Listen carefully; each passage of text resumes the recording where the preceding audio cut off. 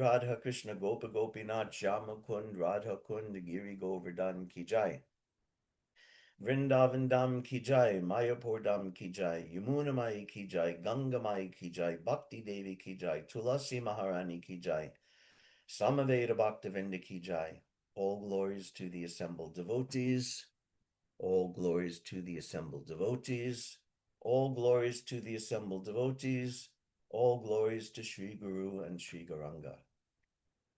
Nama Om Vishnu Padaya Krishna Prasthaya Bhutale Shri Bhakti Bhaktivedanta Swaminiti Namani Namaste Saraswati Devi Gaurani Pracharine Nirvishesha Shani Paschadadi Shtarine. Om Namo Bhagavate Vasudevaya. Om Namo Bhagavate Vasudevaya.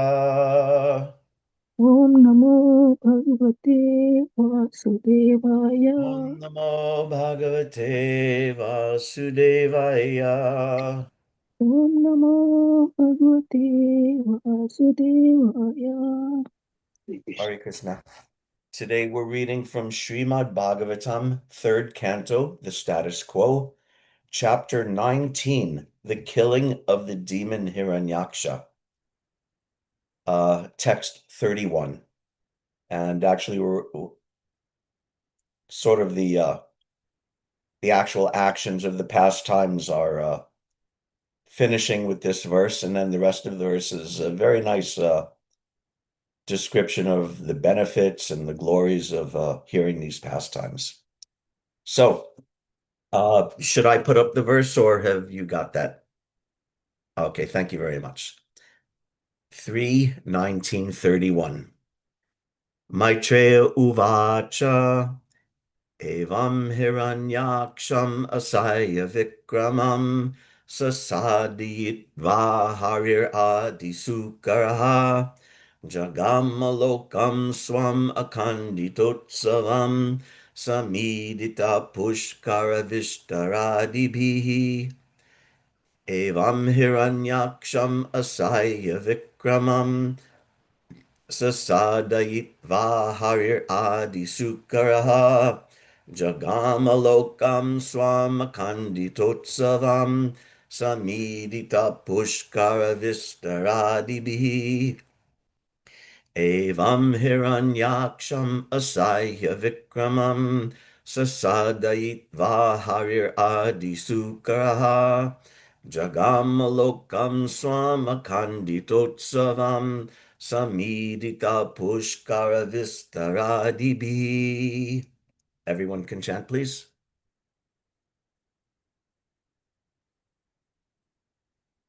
Hare Krishna.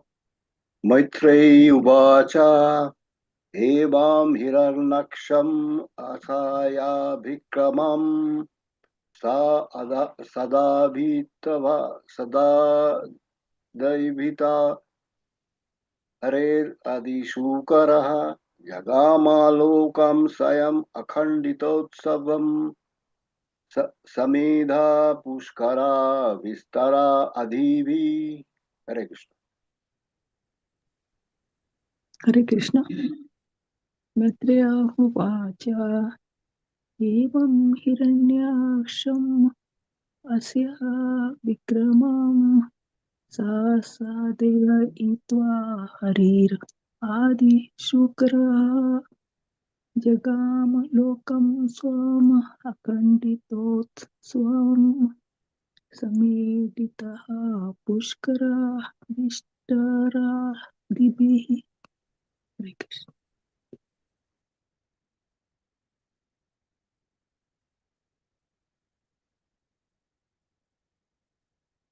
Anyone else?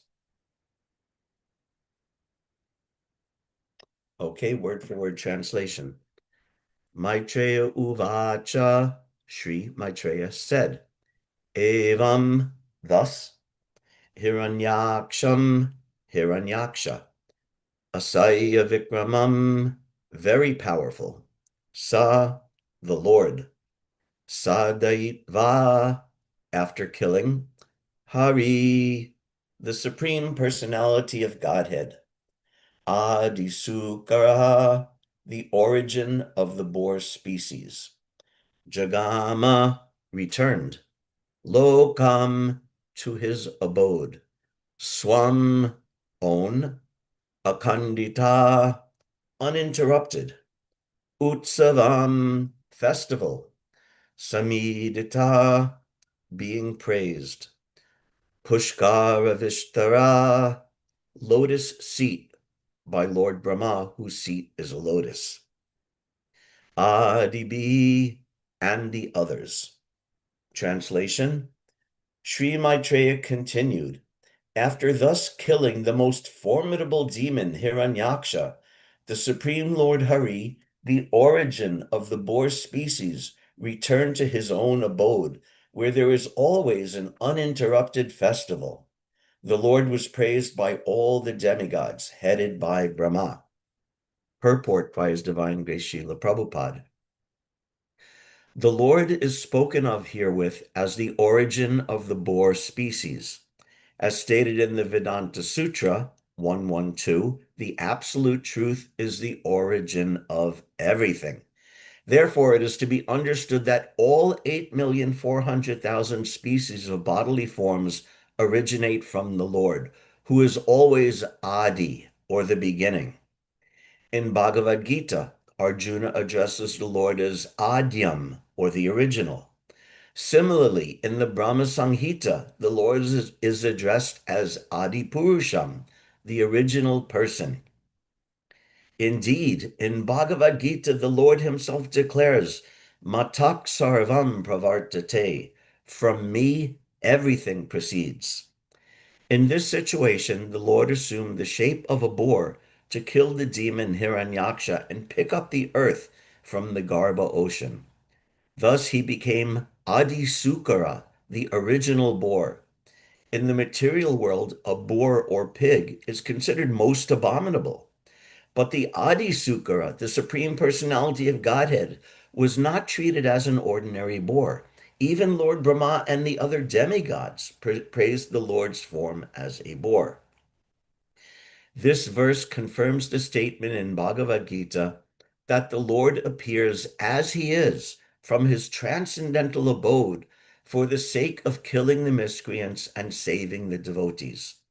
By killing the demon Hiranyaksha, the Lord fulfilled his promise to kill the demons and always protect the demigods headed by Brahma. The statement that the Lord returned to his own abode indicates that he has his own particular transcendental residence. Since he is full of all energies, he is all pervasive in spite of his residing in Goloka Vrindavan, just as the sun, although situated in a particular place within the universe, is present by its sunshine throughout the universe. Although the Lord has his particular abode in which to reside, he is all pervasive. The impersonalists accept one aspect of the Lord's features, the all pervasive aspect, but they cannot understand his localized situation in his transcendental abode, where he always engages in fully transcendental pastimes. Especially mentioned in this verse is the word akanditotsavam. Utsava means pleasure. Whenever some function takes place to express happiness, it is called utsava. Utsava, the expression of complete happiness, is always present in the Vaikuntha Lokas, the abode of the Lord, who is worshipable even by demigods like Brahma, to say nothing of other less important entities such as human beings. The Lord descends from his abode to this world, and therefore he is called Avatara, which means one who descends. Sometimes avatar is understood to refer to an incarnation who assumes a material form of flesh and bone. But actually, avatara refers to one who descends from higher regions. The Lord's abode is situated far above this material sky, and he descends from that higher position. Thus, he is called avatara. Verse again. Maitreya uvacha evam hiranyaksham masaya vikramam sasadayitva harir adisukara jagamalokam swamakanditotsavam samidita pushkara vishtaradibhi. Sri Maitreya continued, after thus killing the most formidable demon, Hiranyaksha, the Supreme Lord Hari, the origin of the boar species, returned to his own abode where there is always an uninterrupted festival. The Lord was praised by all the demigods headed by Brahma. Nama Om Vishnu Padaya Krishna Prasthaya Bhutale Srimate Bhaktivedanta Swaminiti Namine Namaste Saraswate Deve Gauravani Pracharine Nirvishesha Shunyavadi Paschata Deshatarine. So this is the glorious end to a glorious pastime. We've heard this amazing, very beautiful and dramatic description of the battle between Lord Varaha and Hiranyaksha, and so much beautiful description of their fighting and so much important philosophy and description of the nature of the Lord. And he killed the demon very casually with a smack on the ear, right? Very easily killed him. And then he returned to Swalokam. He returned to his own abode. And that's because this is the nature of the avatara. At the end of the purport, Prabhupada takes the time to explain this word avatara, which more literally or more etymologically or technically means one who descends. In English, we have this word incarnation, which we use, devotees use it, and even I think Prabhupada would sometimes use the word incarnation, but it's not very technically correct. In fact, it comes from the root carne, just like in Spanish, it is that carne means meat.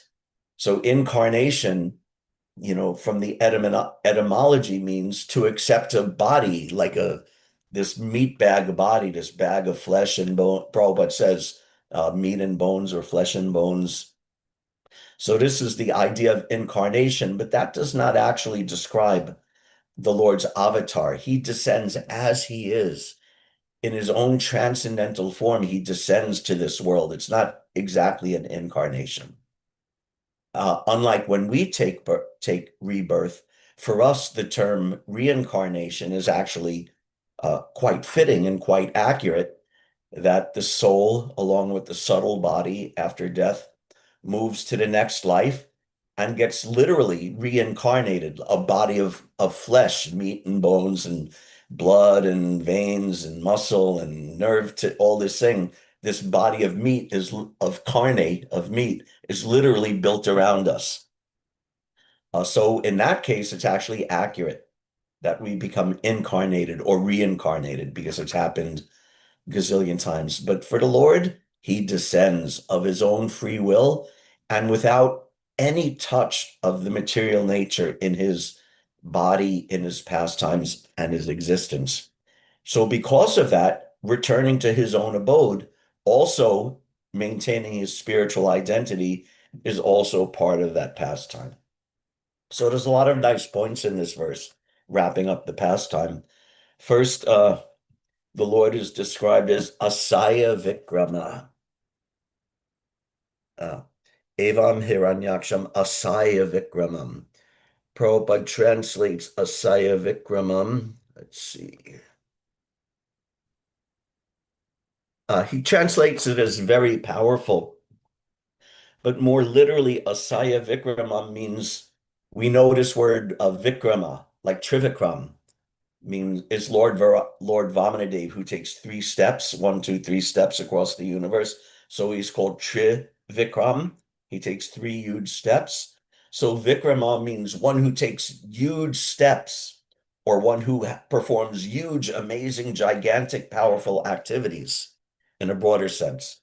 So the Lord is Asaya Vikrama, means that his steps, his act, and we could also imagine if Varaha is big enough to fight this demon and big enough and powerful enough to lift the earth planet on his tusk, so that the earth on the tusk of Lord Varaha is just like the dark spot, the dark spots we see on the crescent moon. So we can understand that his steps also must have been very huge, universal in size, like as Lord Vamanadev also. So he's also Vikrama, and Asaya Vikrama means insuperable, or no one can surpass him. So no one can surpass the steps or the activities of the Lord. And therefore, when the time came, although he played with Hiranyaksha for some time, when the time came, he very easily and very casually uh, destroyed him, killed him. So he's Asaya Vikrama. What's that? Natatsamascha Yadikashya Jishyate. You won't find anyone equal to the Lord, and you won't find anyone superior to the Lord. Prabhupada would use the word asamordva, which means the same thing. Asama and aordva. Asama means no one's the same as him, no one's equal to him, and aordva, no one is superior to him. So Lord Varaha is Asaya Vikrama. His insuperable activities and nature and size and existence are there. The next interesting word is that he's Adi Sukara, the original boar. Uh, Prabhupada says that means he's the source of all the boar species. But all of Krishna and Krishna's incarnations are all Adi. Lord Varaha is Adi Sukara, and Lord Korma is also Adi Korma. And what else? The Lord's fish incarnation is also Adi Mina, the original fish. So everything Krishna is the original. And Prabhupada gives us some references for that. But we know that Krishna is the original, even of the avatars. Krishna is the original. Ete Chamsa Kala Pumsam Krishnas tu Bhagavan Swayam, that he's the source even of all the expansions and incarnations. And actually, Lord Varaha is mentioned in the list of incarnations before that famous verse, Ete Chamsa Kalapam Sam. So, but still, even Varaha is also Adi, or original, in the sense that he's a manifestation of Krishna. He's fully the supreme personality of Godhead, taking a particular form for a particular pastime. But he's also origin. He has no source, no creation, no birth, no origin outside of being the eternal supreme personality of Godhead himself. So he's Adi Sukra, he's Adi everything. Uh, Prabhupada says Arjuna addresses him in Bhagavad Gita. I think that's in the verse where he uses the word Adyam. Prabhupada mentions Adyam, and I think that's from the 11th canto when Arjuna is praying to the universal form. Vigyatam ichami bhavantam Adyam. Who are you? You're the original being, but I don't understand you. I don't know who you are as the original being. Nahi prajanami tava pravritim. What is your mission? What is your activities? What are you doing here? So he's addressing him as Adyam, because although he's saying that I don't understand and I want to understand, but at least he understands this, that you are the original person, the original being. So we also cannot claim to understand everything about Krishna, or even a lot of Krishna, or hardly anything about Krishna. But if we can understand this, that Krishna is the origin of everything. And Prabhupada also references that, Janmadhyasya from Vedanta Sutra, that Krishna is the origin of everything. He also references Brahma Samhita, where we repeatedly hear Govindam Adi Purusham. He's the original person, the original enjoyer, the original creator of everything, all of the avatars. Ramadi Murtishu Kalani Amina Tishtan Nanavataram Akarod Bhuvaneshu Kintu Krishna Swayam Sama Bhavat Paramam Pumanyo. Is that the correct line of that verse? Govindam Adi Purusham Tamaham Bhajami. Even all the incarnations, Ramadi Murteshu, all of the incarnations beginning with Lord Rama, who's the most prominent of the incarnations. All of these forms are coming from Krishna, and they're all original. They're all eternal. But Krishna is Adi Purusham, so we understand this. Krishna is Adi. Or the other similar, what's the Advaitam, Achyutam, Anadim, Anantarupam, Adyam. Again, the word Adyam. Adyam Purana Purusham Navayo Venamcha. That is the original person. Advaitam, Achyutam, Anadim, Anantarupam. He comes in unlimited forms, like Varaha. But he's the Adyam Purana. He's the oldest, the original person. But Navayo Venamcha. Because he's transcendental. He's not just some old dude. He's not some old fart. He's also eternally youthful because, again, his nature is fully transcendental. Uh, and to help understand this specifically in relation to the different avatars, this is a section that I was studying recently in a Srimad Bhagavatam reading group that I'm part of, and we were discussing about the appearance of Chaitanya Mahaprabhu. And this description is there from the Adi Leela fourth chapter, describing about Krishna and Krishna's incarnations. Let's see. And it's talking about the different reasons for the Lord's appearance. So it starts with text 7. The scriptures proclaim that Lord Krishna previously descended to take away the burden of the earth. To take away the burden, however, is not the work of the Supreme Personality of Godhead. The maintainer, Lord Vishnu, is the one who protects the universe. So Krishna is simply playing and enjoying. His business is not really protecting the earth, but it's Lord Vishnu's business. So therefore, Lord Vishnu comes like Varaha to protect the earth.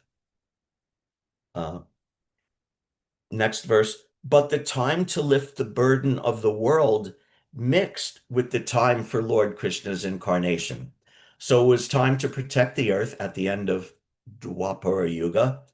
It was time to protect the earth from the unhealthy overburdening of the earth by unwanted military groups. So it was time to reduce the burden of the earth, but it was also time for Lord Krishna to appear. So Lord Krishna appeared because it was his time to appear, but it was also time to do the business of Lord Vishnu.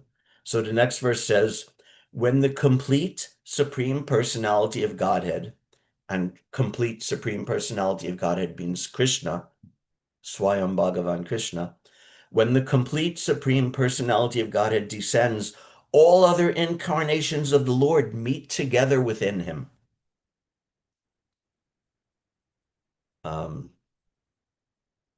Next verse, Lord Narayan, the four primary expansions, Vasudev, Sankarshan, Pradyumna, Aniruddha, Matsya, and the other Leela incarnations, the Yuga avatars, the Manvantara incarnations, and as many other incarnations as there are, all descend in the body of Lord Krishna. In this way, the complete Supreme Personality of Godhead, Lord Krishna himself, appears.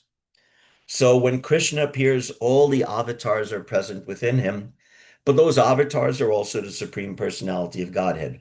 So they also come at different times. And so they're adya, they're original, they're completely spiritual, they're untouched by material nature. And therefore, when their pastimes are finished, when Lord Varaha's pastime is finished, he returns back. Again, let me look at the verse again briefly. Jagama lokam swam akanditotsavam. He returns back to the spiritual world. Jagama. Jagama means to go somewhere, to travel somewhere. But where is he traveling? Lokam swam, his own loka, his own abode. So because it's his own abode, he's not just going there, that means he's returning there. Therefore, Prabhupada says returning. Yes, returned. Just like after you finish a day of work, you say, oh, I'm going home, but you're not going there for your first time ever. You're returning home. That's your original place. So Jagama Lokam Swam. He's returning back to his own original place, Loka Swam, his own abode. And this word Loka is also interesting, or I find it interesting. Sometimes we may translate it as planet, referring just like there's Bhuloka, Borloka, Borbhuva, Swarga Loka. There's the different planets or planetary systems within this material world. And then there's Vaikuntha Loka, the planets within the spiritual world. But planet also may not give the full idea. Like in this world, a planet means, some globe, some sphere, or an oblate spheroid because of the planet's rotation is there. So, what can we say about the shape of the Vaikuntha planets? I don't know. How do you describe a shape of something that's unlimited in size? Just like if you have a sphere that's 1 meter across, you can calculate, okay, the or 2 meters across, then you can calculate, okay, the radius is 1 meter and the surface area is this and the circumference is this, you can say. But what can you say about a planet or a loka that is unlimited in size? How can you measure it? How can you assign a shape or planet or mundane conception of planetary existence to it? So his own abode is this unlimited, amazing place from which the Lord descends and to which he returns. Uh, the first thing to consider is that it's an actual place. At least, thinking of it as a planet may not be accurate in every respect, but it tells us that this is an actual place, an actual, genuine, real place, actually more real than this world, to which the Lord returns, where he has his eternal, blissful existence. And on that planet are his associates and his paraphernalia, and wonderful pastimes and service and loving affairs are going on all these different planets.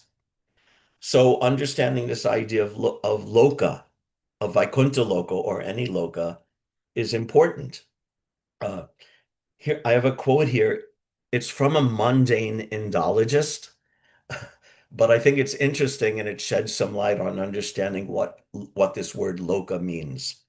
This Indologist, Zebra Seufer, she actually wrote some books. I haven't read any of her books. I just found this one quote. Uh, and she doesn't appear very particularly devotional.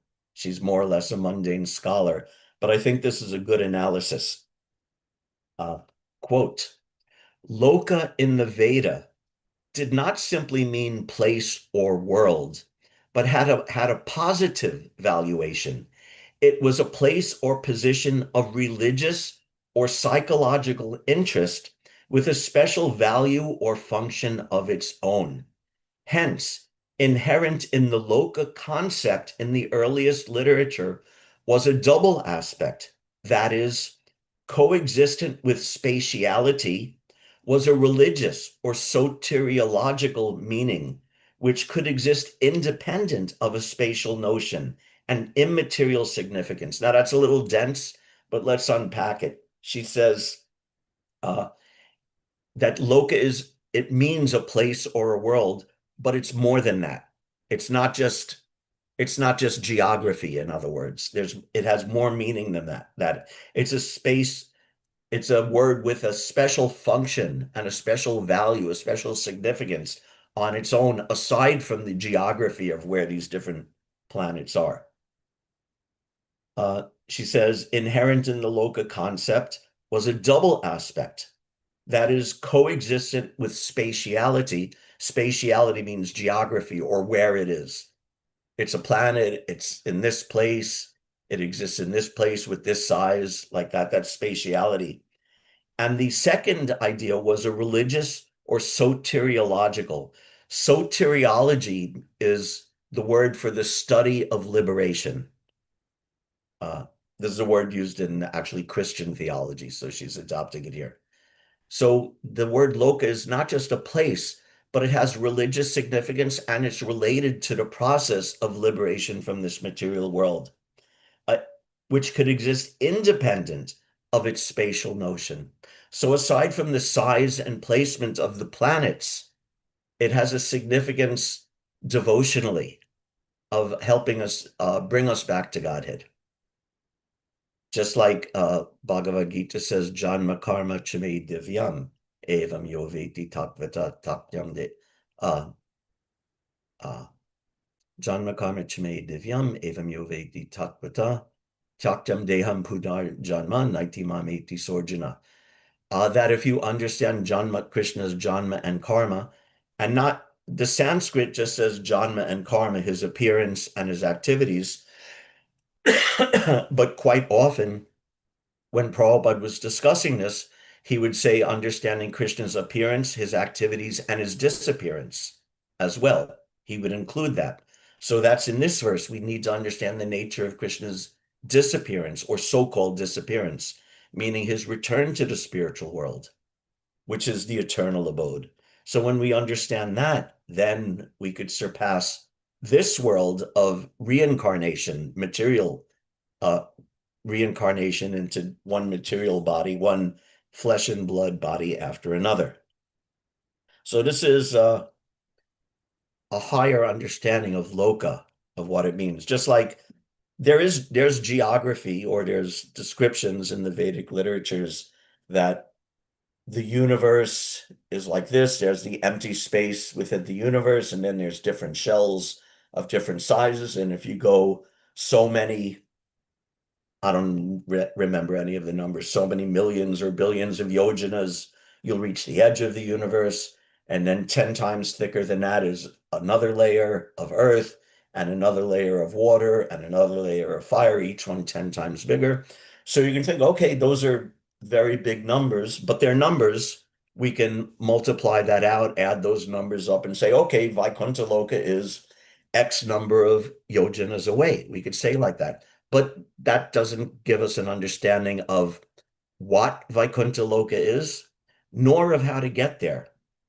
Because if you think of it just in terms of distance, then you could say, okay, if I go, 100 miles an hour, or even if I'm walking 5 miles an hour, eventually, given eternity, I'll walk through the universe and all those things. And eventually you could make a number of how many millions and billions and trillions of years it'll take. You'll reach the Vaikuntha planets, but it doesn't work like that. We know from earlier in this pastime that the four Kumaras, they were able to actually traverse that distance in yojanas, in miles, to reach the edge of Vaikuntha, but they could not enter because it's more than that. Again, to use the Indologist words, it's not just spatiality, it's soteriology.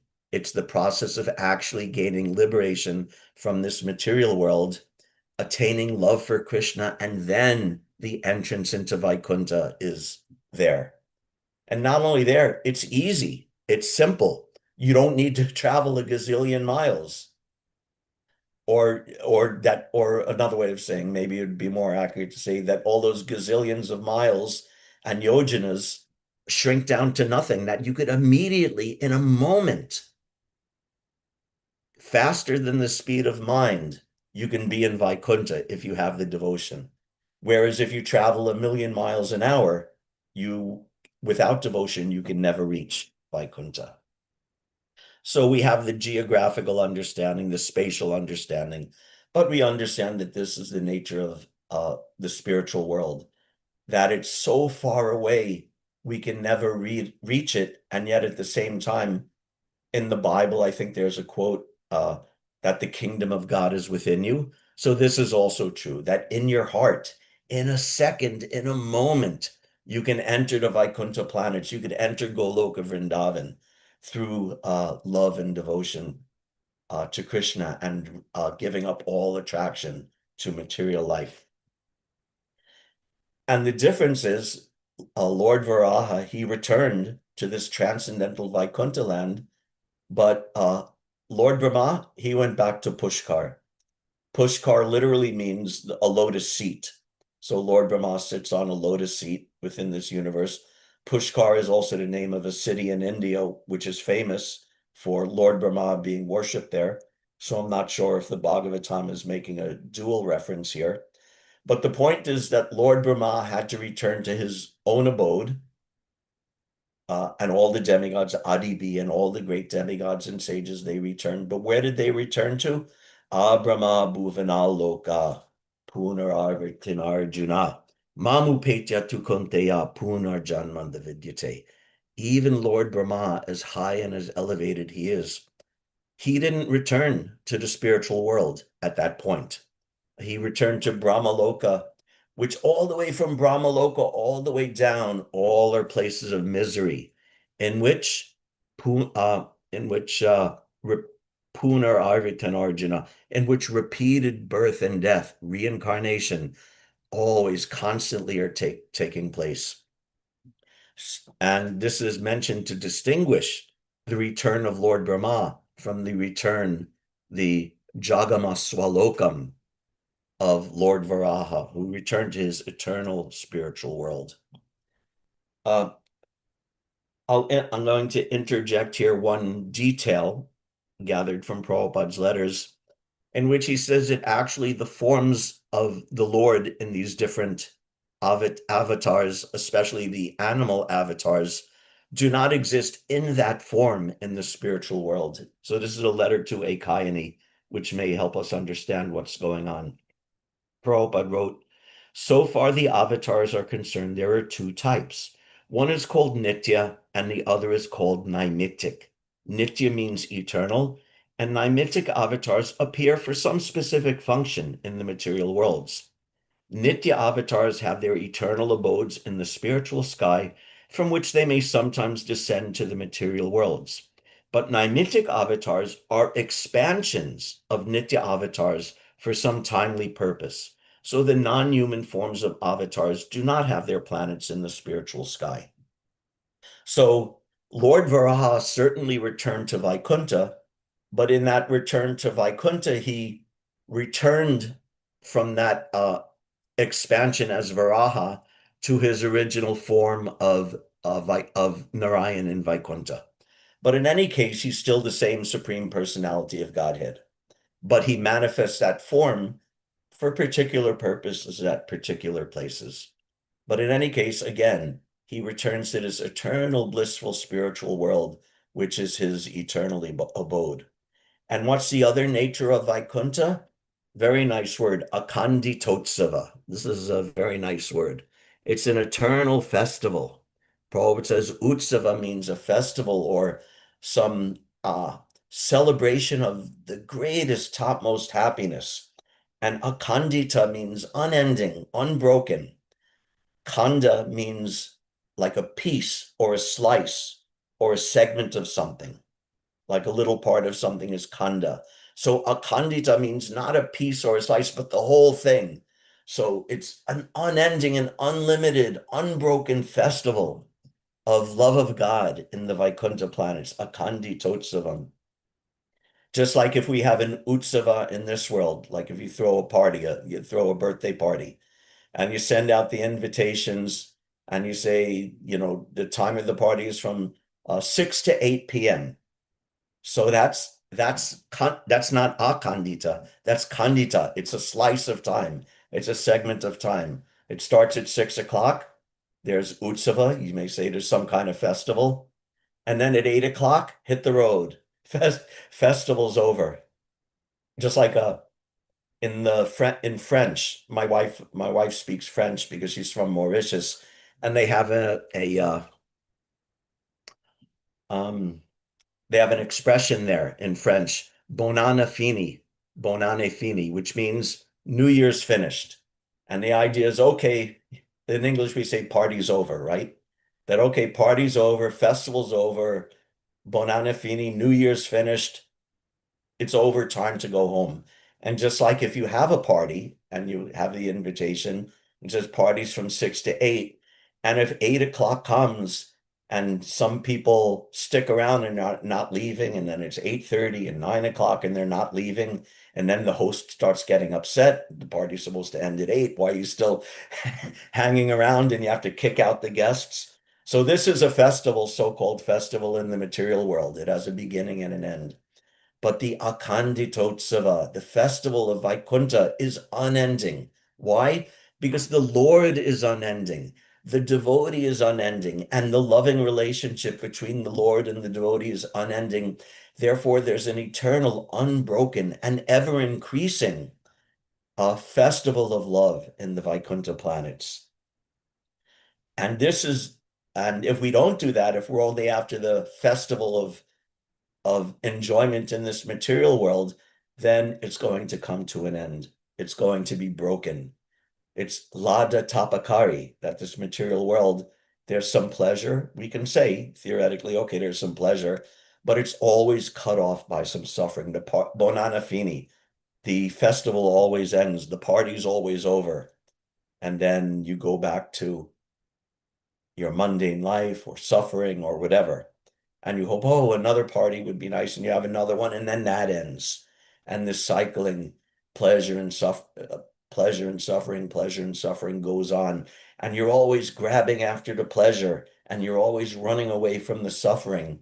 And it's never successful, never ultimately successful, only in Vaikuntha, where it's Akandi Totsavam.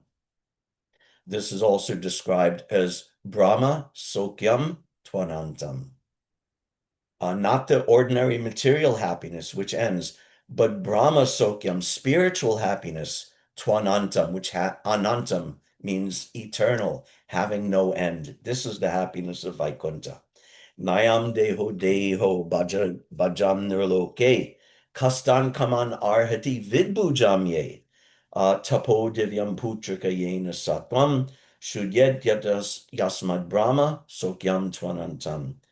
That nayam deho deho bhajam nirloke, kastan kaman arhati vidbujam ye.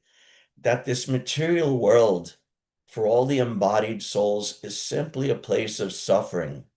But they're chasing after happiness very foolishly, just like Vidbujam, just like the eaters of stool, like the hog. The hog is thinking, oh, if I get some stool to eat, I'll be happy. And Prabhupada describes the life of the hog, that it eats some stool. From eating the stool, it gets very stout and strong. Then it has energy to enjoy sex life indiscriminately. So this is Vidbujamye, just like the animals. Because without a love of God, human life is just like animal life. It's actually not different, practically not different at all. And this is also interesting that Vidbujam literally means the stool eaters, which refers to the hogs. So Lord Varaha is also a hog, but his hogness, his identity as Adi Sukara is not like that.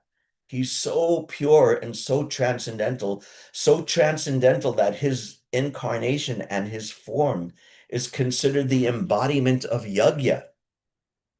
Yagya depends on purity in all its stages, so he is the most pure, as distinct from the vidbujam of this material world. Therefore, tapo divyam putraka yena sattvam. My dear sons, my dear disciples, please engage in the austerity, so-called austerity. He uses the words tapo divyam, divine austerity. But for us, our austerity is simply honoring Prasad and chanting Hare Krishna and studying Prabhupada's books and preaching. This is our austerity. And we engage in that. Then Shudyed, then we become purified. Yena Sattvam, completely absorbed in purity, in the mode of goodness. And we become so purified. Yasmad Brahma Sokyam Twanantam. Then we can attain that unlimited, endless happiness of the festival in the spiritual world, taking part in that festival. So again, this Brahma Sokyam Twanantam is the same meaning, the same idea as what is it? Jagama Swalokam Akandita, as that return to the spiritual world. And as the Lord returns to the spiritual world, we also, again, going back to the Indologous explanation, this understanding of Loka is soteriological, which means when we understand it, then we can return ourselves, we can attain liberation, and return to the spiritual world. There's a nice verse. I have it here. It's pinned to my wall because I'm in the process of memorizing it or rememorizing it. I actually memorized it years ago and then forgot it. That from Srimad Bhagavatam, second canto, chapter 8, text 6, Dotatma Purusha Krishna Padamulam Namunchati Mukta Sarva Pariklesha Panta Swa Sharanam Yata.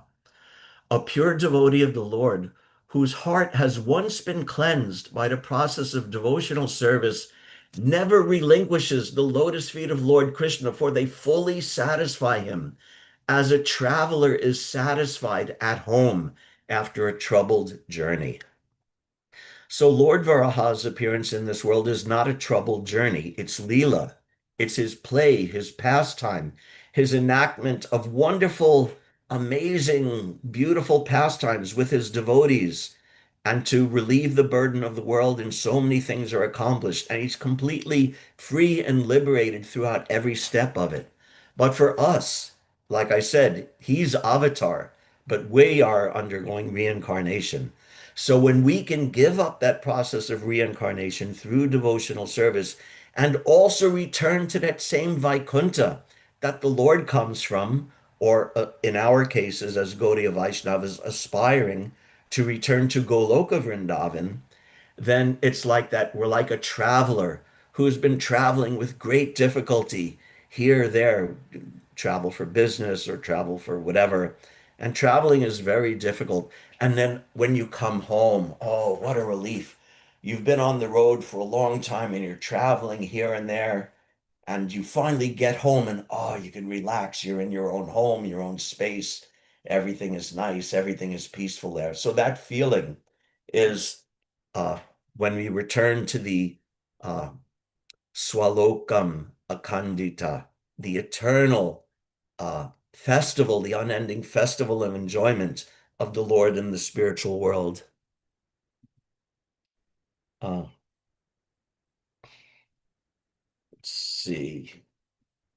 Just one more little point to cover.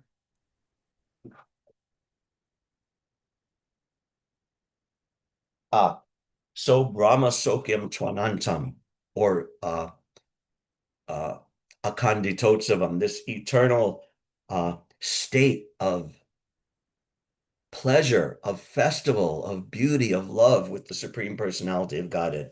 Again, remember that it's not only geography that, okay, we're in this world, but when I go back to Godhead, it'll be nice. And that's true. But it's also true that the kingdom of God is within us. So it's also a product of our own internal existence, our own mentality and meditation. And there's a state of mind that produces that. And that state of mind is described as Vishuddha Sattva. We know there's the three modes, Sattva, Raja, Tama, the three modes of material nature. But there's Vishuddha Sattva, which is complete, pure goodness, devoid of any material qualities. This is distinct from the goodness of this material world. The goodness of this material world is always subject to corruption. And even when it's there, it's always contaminated by some element of passion and ignorance or some element of material contamination. But there's a goodness beyond that, a spiritual goodness. Sattva Vishuddham Vasudeva Shabditam. This is in the fourth canto when this is in the Daksha, the pastime of Daksha's sacrifice, and Parvati, she wanted to go to the sacrifice her father was going to, and Lord Shiva was cautioning her against it because she wouldn't be respected and he wouldn't be respected, and it would cause a big fight, and which he was correct about. But in the process of that, he said that for myself, I am always offering respect to the Supreme Personality of Godhead. And he describes how that's done. Sattvam Vishuddham Vasudeva Sabditam. That one must be in the state of consciousness of Sattva Vishuddha, of complete, pure transcendence. And Shabditam, the name of that state is called Vasudev. Prabhupada would say Vasudev state. So, and he explained that it has that name because just as Vasudev is the father of Krishna, so Vasudev is the one who can give birth to or manifest the appearance of Krishna. So in the same way, this Sattvam Vishuddham, this pure devotional consciousness, uncontaminated by any facet of material existence, also gives birth to Krishna within the heart of the devotee. Sattvam Vishuddham Vasudeva Shabditam Yad Iyate Chatra Puman Apavrita. And in that state, Krishna is completely uncovered, apavrita. He's completely uncovered. I think last time I gave class, we quoted this Maya Javani Kakshanam, that Queen Kunti says that Krishna is covered by Maya Javanika, by the curtain of Maya. So, but when you're in that pure consciousness, then that curtain becomes removed. Even you're in this material world. Iha yasya harer dasya karmana manasa gira Nikala Shwapyavastasu Jivan Mukta So Uchyate. That even in this world, even in this so-called material body, you can be liberated in the spiritual world at the same time by this pure consciousness. Satve Chitasmin Bhagavan Vasudevo Hyaroksujo Me Namasa Vidyate. Namasa Vidyate. And in that state of consciousness, I am constantly offering obeisances to the Lord and constantly understanding and seeing and relating to the Lord. So in this way, returning to Vaikuntha is not just traveling a gazillion yojanas up. If here's another thing. If the Lord is avatar, that means he descends. Okay, I'm here in Florida, and I'm thinking, oh, he descends, so that means he comes from up. So he's up that way. So if I go a million yojanas in that direction, but what if I'm in Australia? Then I'll be going in that direction, right? So this is the incompleteness of the strictly spatial or strictly geographical understanding of Vaikuntha. We have to understand it as the eternal, omnipresent abode of the Lord, always there, always fully available in whatever direction you go, as long as your consciousness is completely pure and devoted exclusively. Krishneka Sharanam. This is one of the 26 qualities of a devotee, exclusive devotion to Krishna. In that stage, we also, Lord Varaha, he very easily returns to his abode, and we also can return to the Lord's abode in the same way. Well, not in the same way, but to the same place, to the same state of existence, of being with the Lord, of serving the Lord, of enjoying with the Lord in a constant, unending festival of bliss. Thank you very much for your very kind attention and patience. All glories to Srila Prabhupada. If there's any questions or comments, we can discuss now.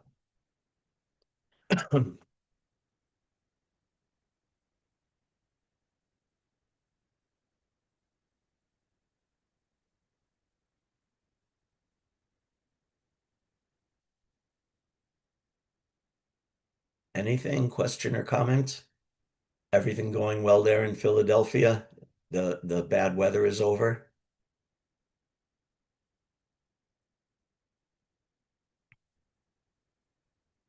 Yes, Prabhu. Yes. We Thank got you very a. much. Good. Uh, Okay. Also, I had a it's question, Acharya, yes, go Acharya ahead. Prabhu. You mentioned about the Nitya and Naimittika avatars. Yes. Um, uh, where can we find a list of the ones that are not that honestly it really doesn't matter to me in terms of my faith or my spiritual practice, but just out of curiosity and just for my own education of understanding which avatars Yeah. have their planets and which ones just kind of return as Yeah, um, I'm not sure how much I can contribute to that discussion. I could do more research, but the only information about it I found is that one letter from Srila Prabhupada so far, where he just says in general the non-human forms of the Lord. So we could think of, Varaha, of Kurma, of Meena, like that. That those are forms, extraordinary forms that manifest for a particular purpose. And that the Lord returns to Vaikuntha, certainly, but not in those particular forms. I can't really add much more to that understanding. Okay, thank you. Sorry. Yeah, Sorry that's okay. about that. That's okay. Like I said, it doesn't really. Yeah, it doesn't affect- impact our understanding very much in any particular way. But I just thought, for the sake of completeness, since we're talking about Varaha returning, I would throw that in. Yeah. I'm not sure exactly what it means. Oh, someone provided some information. Do you want to just Prabhu, read? Do you want to just read that, Prabhu? Prananath Prabhu? yeah, actually, yesterday I was hearing from the Chaitanya Charitamrita, Adi Leela, chapter 2, Yeah. text 97. If it's not too long, just read it, please. Yeah. Uh, Now, the author of Sri Chaitanya Charitamrita turns to a description of the personality of Godhead Krishna in his innumerable expansions. The Lord primarily expands himself in two categories. It's not talking about the same nimitic forms that you were mentioning, but it says, namely, Prabhava and Vaibhava. The Prabhava forms are fully potent, like Sri Krishna, and the Vaibhava forms are partially potent. The Prabhava forms are manifested in relation with potencies, but the Vaibhava forms are manifested in relation with excellences. The potent Prabhava manifestations are also of two varieties, temporary and eternal. Hmm. The Mohini, Hamsa, and Shukla forms are manifested only temporarily in terms of a particular age. Among the other Prabhavas who are not very famous according to the material estimation are Dhanvantri, Rishabha, Vyasa, Dattatreya, and Kapila. Among the Vaibhava Prakasha forms are Kurma, Matsya, Naranarayan, Varaha, Hayagriva, Prishnigarbha, and so forth, so forth. He gives a list here. Yeah. But it was even this question I had about the half human, half animal forms, if they have an Right. eternal uh, existence in the spiritual world. But here it is saying, uh, it's not clear even here whether these prabhava forms, which are temporary and eternal, Right. two varieties, and in the whether these ones are eternal or temporary, the Kurma, Matsya, Naranarayan. Right. The way I think we can understand it is that all the manifestation of that particular form in some cases appears to be temporary. But that Vishnu who assumes that form is also existing eternally, but in the spiritual world, he's manifesting as Vishnu form, you could say traditional Vishnu form. That's the way I'm thinking about it. But I'm willing to adjust that on more when more information comes to light. But in any case, Krishna can assume this form or that form for a particular purpose. But it's all aspect of Krishna. And Krishna again is the original, eternal. He's Satchidananda. He's the eternal existence. He's full knowledge. He's bliss. And all of these are parts and parcels of Krishna, just like in the CCX section that I read. When Krishna comes, all of the avatars are with him. So if all of the avatars are always within Krishna, that means in that sense also they're eternally existing. So we may see them sometimes and may not see them sometimes, but in another sense they are eternal. So there's different ways of looking at it. I'm not sure Thank you, if I Prabhu. could say anything else about that, but thanks for that additional information. Hare Just Krishna. Anything Dronacharya else? Prabhu had asked, so those names are at least listed in that Yes. verse. Yeah. Anything else? Question or comment? I had another question. Yes, Prabhu. This regards, so as you're explaining how, regardless of how long we would walk towards eternity, we could never physically move into the spiritual world through our own efforts. Right. Even if you could put a fine, as the Vedas sometimes do, even if you could tack a very huge but finite number of yojanas to get there. Yeah. Would the same apply to something that is very, very small, like the size, like they give the same kind of reference to the size of the soul, 1/10,000th the size, the tip of a hair. If we have the ability to maybe say not go so big, but actually through, a very, refined microscope, Yeah. Yeah, that's does the it. same principle apply? Yeah, I think that's a super interesting idea. Just like it said that the soul is 1/10,000th the tip of a hair in size. Now that's small, but that's not and it's not an infinitely small amount. It's something you could see under I don't know what power microscope you would need, but I'm pretty sure that 1/10,000th the tip of a hair is within the scope of current uh, microscope technology. But if you look, you're still not going to see the soul.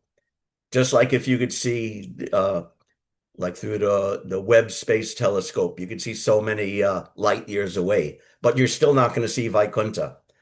Or if you point in another direction, you're not going to see Garbhodakashayi Vishnu lying on the ocean. Because again, it's not just size, it's not just distance, but it's a entirely different reality of material reality versus spiritual reality. So yeah, on the small side, and that's what's that Anor Aniyan Mahato Mahayan, that Krishna, he's bigger than the biggest. So he's bigger than the biggest. That means no matter how big your telescope is, you won't see him. And he's smaller than the smallest, which means no matter how powerful your microscope is, you won't see him either. And you could also take it that perhaps the 1/10,000th the tip of a hair in size, that there, not every not every strand of hair has the same diameter. So what does that actually mean numerically? I take it that it's giving us the idea of the tiny, tiny nature of the soul and of also Krishna within the heart of the living entity. And the same way that so many yojanas to the end of the universe, and then through this layer and that layer, that again, it's to give us an idea that it's far, far away. But again, we have to remember that it's not just distance, it's not just spatial. So yeah, I like that we could apply it on the small scale as well as on the large scale. That's a nice point. Bigger than the biggest and smaller than the smallest. Prabhupada said Krishna's greatness is not one-sided. Anything else? Okay, it's just about 9 o'clock, so we'll end here. Thank you very much, everybody, for your very kind attention. I hope everything is going well for everyone in Philadelphia. Vanchakalpatarubhyascha kripasindhubhyeva cha patitanam bhavanebhyo vaishnavebhyo namo namah. Jai. All glories to Srila Prabhupada.